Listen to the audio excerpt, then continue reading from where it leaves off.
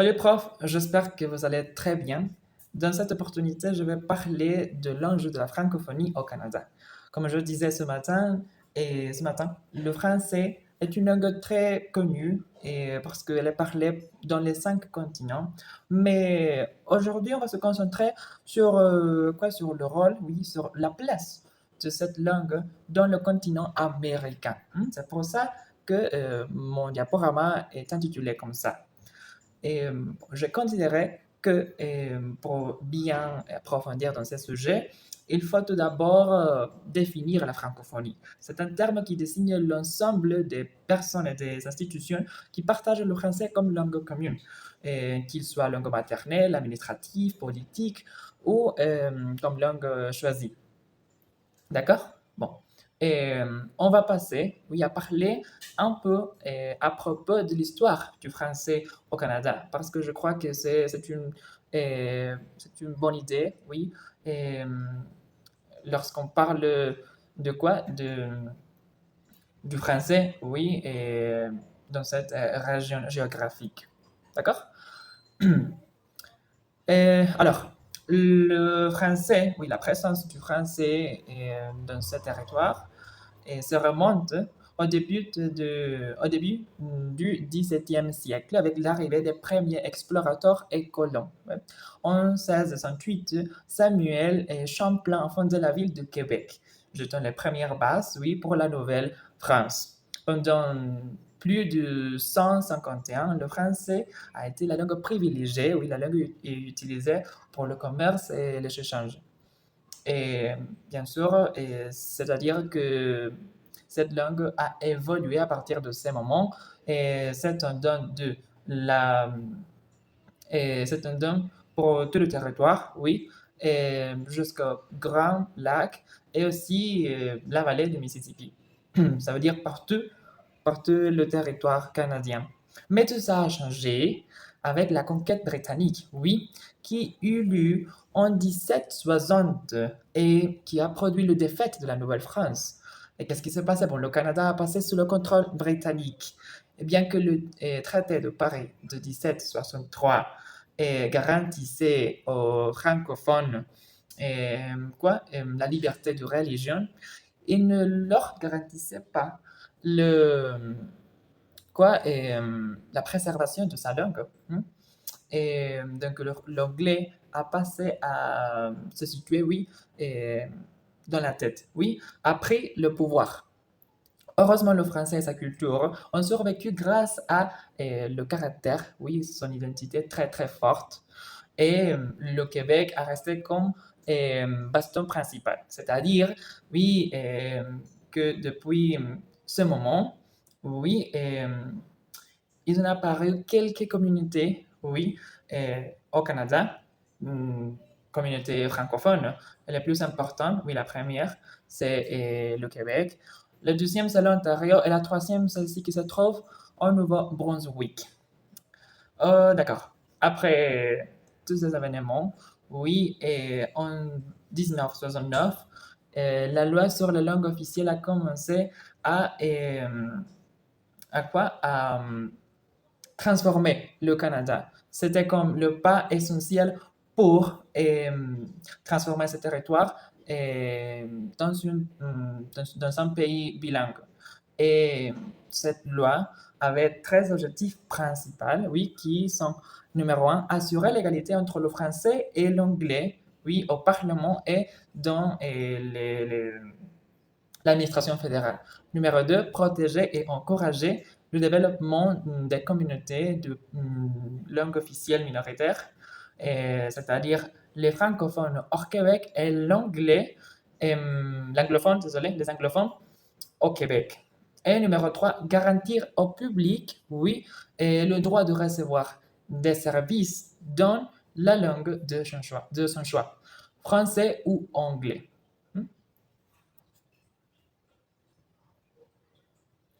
Très bien. Et maintenant, on verra pourquoi on dit que le français est une langue en danger. Oui, en danger au Canada. C'est pour ça que cette diapositive porte comme titre le déclin du français au Canada. Parce que c'est une situation un petit peu inquiétante. D'accord. On dira que c'est un, c'est un effet du recensement, de l'un des recensements plus récents, oui, au Canada, qui eut lieu en 2021 et que selon ce recensement, la proportion de la population française ayant le français comme langue officielle a notamment tombé, a notamment diminué et a tombé, désolé, est tombé à 23,2 et qui s'est traduit comme une baisse de 1,7 par rapport au 2016. Et d'accord. Cette réalité est très visible, oui, au Québec, parce que on voit de plus en plus comme la population française, oui, est diminuée, mais surtout dans les autres provinces. Et quels sont les risques de ce déclin? Au numéro un, l'assimilation linguistique, oui, qui c'est le processus pour lequel, désolé, une personne ou un groupe de personnes abandonne la langue maternelle pour adopter une nouvelle. Dans ce cas, ça serait l'abandonnement du français et pour être remplacé par l'anglais. Ouais. Et c'est un phénomène qui se produit surtout dans les autres provinces du Canada. On a aussi l'immigration. Et pourquoi on dit que les immigrants peuvent, oui, être impliqués là? Ouais. Bon, parce que la majorité des immigrants, oui, sont anglophones et ils préfèrent adopter l'anglais comme langue d'usage parce que, comme vous savez, l'anglais, c'est la langue de la modernité, d'accord? Et donc, entre l'assimilation linguistique, oui, donc, où on peut voir le, quoi, et la décroissance du français, oui, et aussi la migration qui a contribué notamment à quoi, à le fait du français comme langue disparue, presque disparue.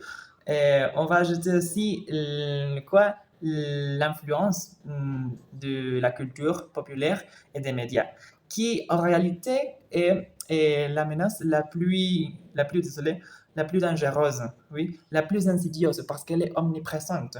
La population plus jeune préfère, ouais, la consommation des contenus en anglais, qu'ils soient sur les réseaux sociaux, sur les vidéos, les films, patati patata. D'accord? Donc, a, il a abandonné, il a délaissé le français comme langue d'usage, oui, par l'anglais, et c'est d'autres facteurs très importants, oui, à tenir en compte.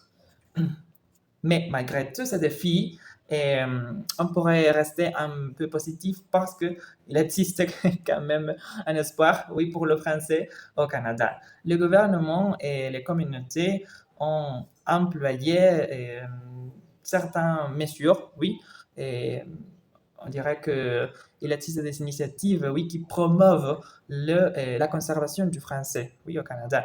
Et les plus importantes sont la loi 96 et C13, oui, qui favorise la francisation des entreprises, oui, et qui exige aussi aux immigrants l'apprentissage du français, oui, et lorsqu'on veut se déplacer là, habiter là, c'est très important de maîtriser les deux langues, d'accord?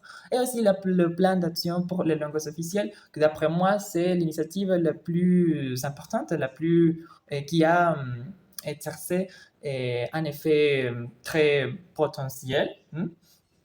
Et c'est une initiative du gouvernement canadien, oui, avec un investissement de plus de 4 milliards de dollars, oui, pour renforcer l'enseignement du français, oui, la préservation du français à travers de l'éducation et aussi de la culture parce qu'ils soutiennent les nouveaux artistes et aussi, pour autre chose, les programmes éducatifs pour les bourses et tout ça. Et bon, c'est tout. Je vous en prie de m'excuser pour le temps, mais j'ai dû parler à propos de tout ça brièvement. Et il ne me reste que vous remercier et dirai à très bientôt. Vive la langue française. Entonces, respira, respira. ¿Necesitas algo para apretar? Muy bien.